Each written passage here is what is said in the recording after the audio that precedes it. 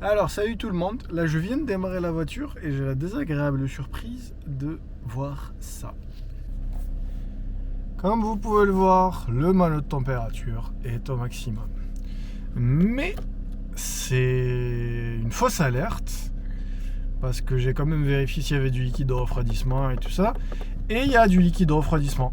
Et du coup, on va aller dans les modes diagnostic des compteurs des E46. Tac. On va dans ce menu et ça me donne moins 128. Hop, je sais pas si c'est clair, s'il fait le focus ou pas, mais en gros ici, on a moins 128. Ce moins 128 signifie un truc, et ça signifie que la sonde de température moteur qui est dans la culasse, eh ben, elle est grillée. Et ça donne une valeur... en gros, la valeur va de moins 128 à plus 128. En informatique, en fait, c'est une octet. Ce qui a 255 possibilités. Et du coup, bah, on va changer cette sonde. Allez, c'est parti.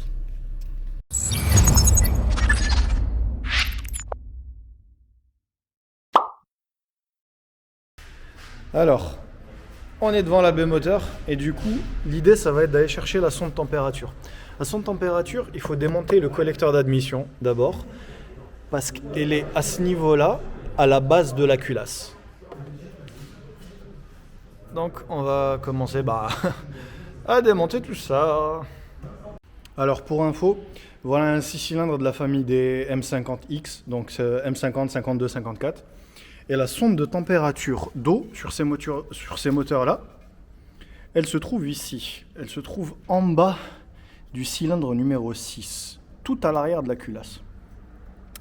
Donc ça sous-entend qu'il faut démonter pas mal de choses. Normalement, le récupérateur d'eau de pluie est ici, à ce niveau-là. Donc avec un peu de gymnastique, on peut accéder à la sonde de température. Mais dans le pire des cas, il faut enlever tout le collecteur. Et ça, c'est pas cool. Alors, donc, pour sortir le collecteur d'admission, on enlève déjà le récupérateur de flotte et le compartiment du filtre à air d'habitacle. Donc, le voilà. Alors, on aura une vis, un écrou là, un écrou ici, un grand boulon là. On en a un autre ici, à ce niveau-là. Et on aura une autre fixation à ce niveau-là, à l'arrière du collecteur. On sort aussi le débitmètre de la boîte à air et on peut enlever tout le bloc en fait comme ça. Après bon, si vous voulez complètement l'enlever de la voiture, il faut enlever toutes les fiches et tout ça. Mais en gros c'est comme ça qu'on sort le collecteur d'admission sur les 318 avec le bon vieux M43. Voilà. Alors maintenant que le collecteur est enlevé, on va localiser la sonde température et elle est en fait en bas du troisième conduit d'admission, donc du troisième cylindre, et elle est ici. Là on voit la fiche, mais bon, forcément la sonde est juste en bas. Et il faut une clé de 22 pour pouvoir la démonter. Donc il faut enlever la fiche d'alimentation et utiliser une clé de 22. Allez, c'est parti. Alors, avant de dévisser la sonde qu'il y a dans la culasse, l'idée c'est de tester la sonde qu'on va installer. Et du coup, on débranche la fiche à partir de la culasse et on la met sur notre nouvelle sonde. D'autant plus que moi, je vais réutiliser une sonde que j'ai sur un autre moteur. Entre parenthèses, ces sondes-là sont compatibles avec les M52, même les nouvelles générations de BM utilisent la même référence et la même sonde. Du coup là, ma sonde est branchée, on va aller directement sur le tableau de bord et on va juste mettre le contact en fait et on regarde là, l'aiguille de température.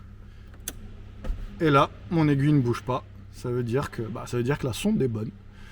Donc on peut procéder au montage de la sonde et on va essayer de le faire vite pour pas mettre du liquide de refroidissement partout et pas être obligé de refaire la purge parce que sur celle-ci, la purge elle est galère. Allez, c'est parti. Alors il y a une autre technique pour s'assurer du bon fonctionnement de la sonde température qu'on va installer et de celle qu'on va supprimer, qu'on va enlever. Du coup, on met le testeur de résistance sur le calibre de 20 kg et on met les 2 pins en fait du testeur sur le capteur. En gros, c'est une résistance variable.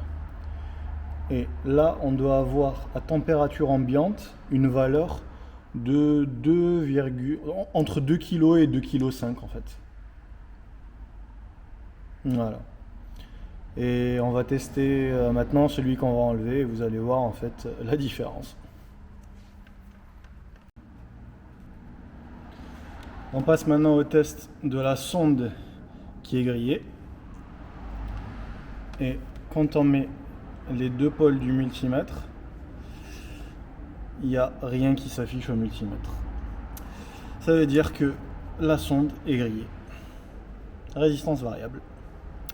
Et voilà, on passe au remontage, c'est parti. Alors je vous montre comment je l'ai démonté, enfin la manière la plus facile de le démonter avec quel outil. Donc ça va être avec un cliquet, une rallonge longue, un cardan qui est ici et la douille de 22. Et en fait on n'a qu'à tourner comme ça.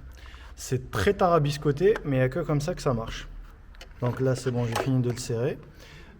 Notez aussi que pour pouvoir faciliter le travail, le passe-câble il se démonte par ici et ça facilite grandement l'installation. Et du coup, il ne reste plus qu'à remettre la fiche et à remettre le collecteur en place. Allez, c'est parti. Et voilà, maintenant qu'on a tout remonté, il reste la baie de pare-brise là-bas, enfin le récupérateur d'eau de pluie de la baie de pare-brise et l'emplacement du filtre.